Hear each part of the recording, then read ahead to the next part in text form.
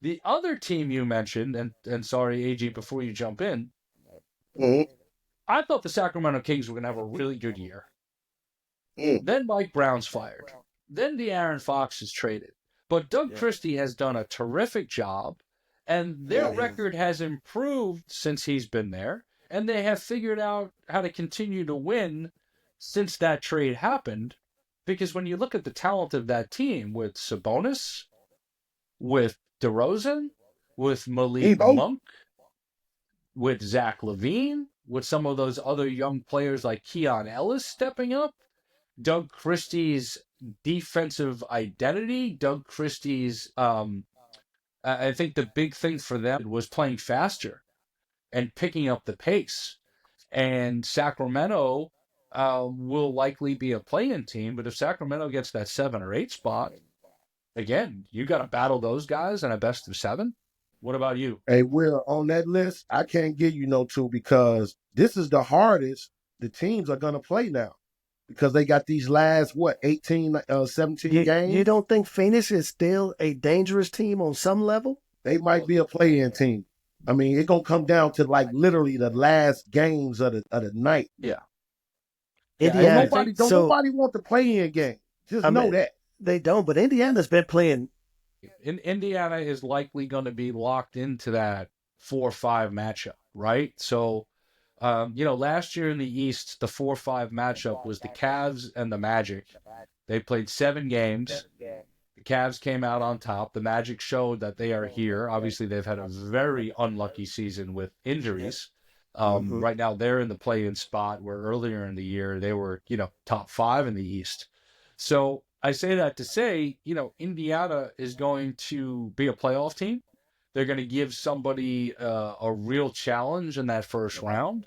But any further from that, I don't know if the Pacers are ready yet. As far as Phoenix goes, um, unfortunate for Dallas that they're likely going to slide in the standings now with Kyrie going down and Anthony Davis still out. So there's an opportunity for Phoenix Yeah. Yeah. to to get in there. My concern with Phoenix is you have all of this talent, but do you have a foundation of winning together that you can lean on to be Yeah. Yeah. that threat that you're talking about?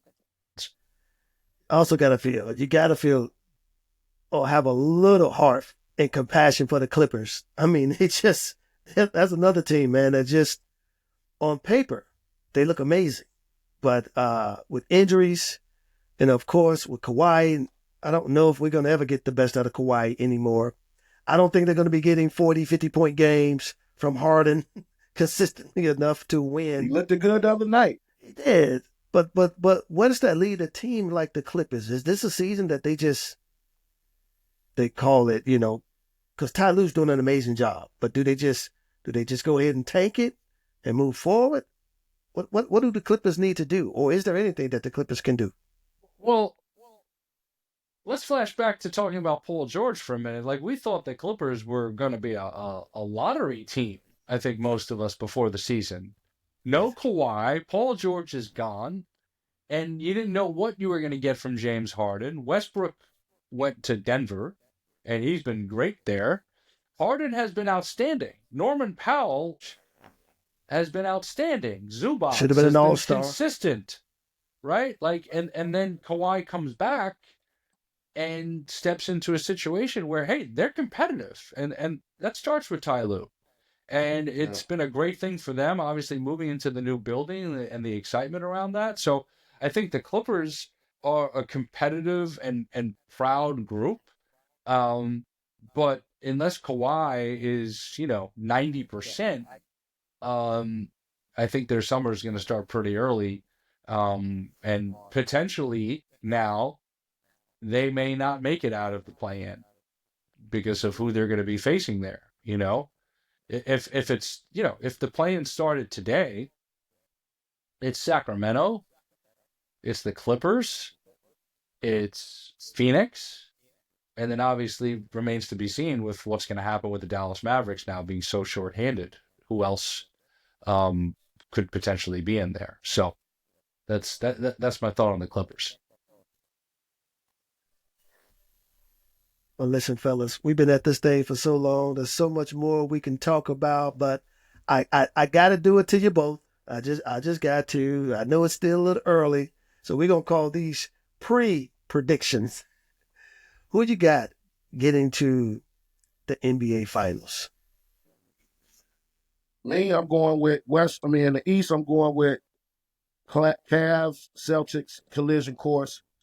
In the West, I'm going with OKC, the Lakers. I've got the Celtics and the Cavs.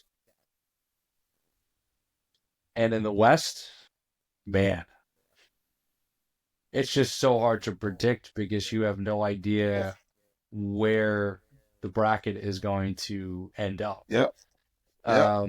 Listen, I really like the Thunder. Something tells me That they're ready. yeah, but you know who's not done yet is Denver. That's And you know, Russell Westbrook has been so good for them. Yes. And they get Aaron Gordon back. I'm gonna put this out there. I think you could see a Laker Nugget conference final. Ooh. You know, Ooh. like how is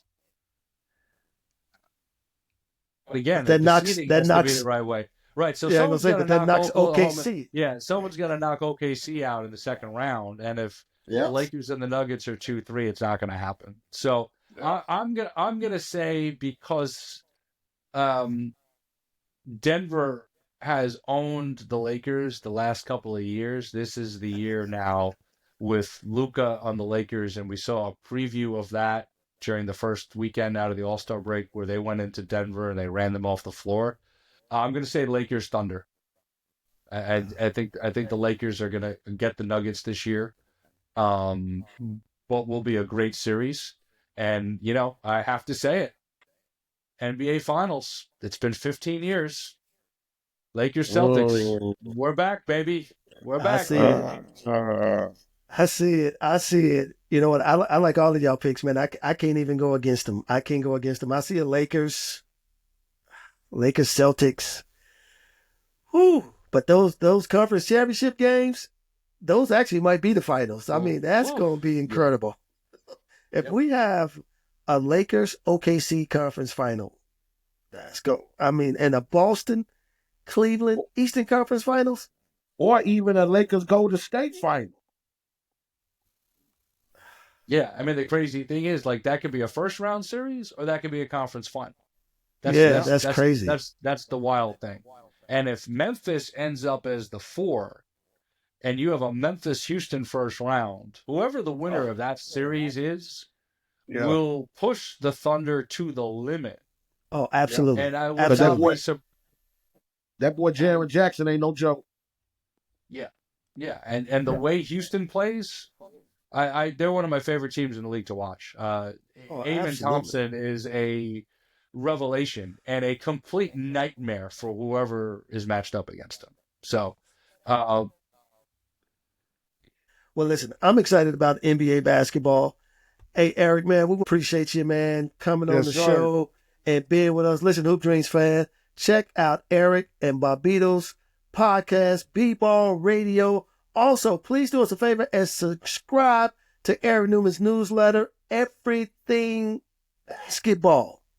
And don't forget to subscribe to the Agee Engage podcast on YouTube and give us a follow on Instagram, X, LinkedIn, TikTok. And we're going to have new episodes dropping with Main Event, Project Backboard, and Social Studies coming soon to you. And we see you all again on another NBA Basketball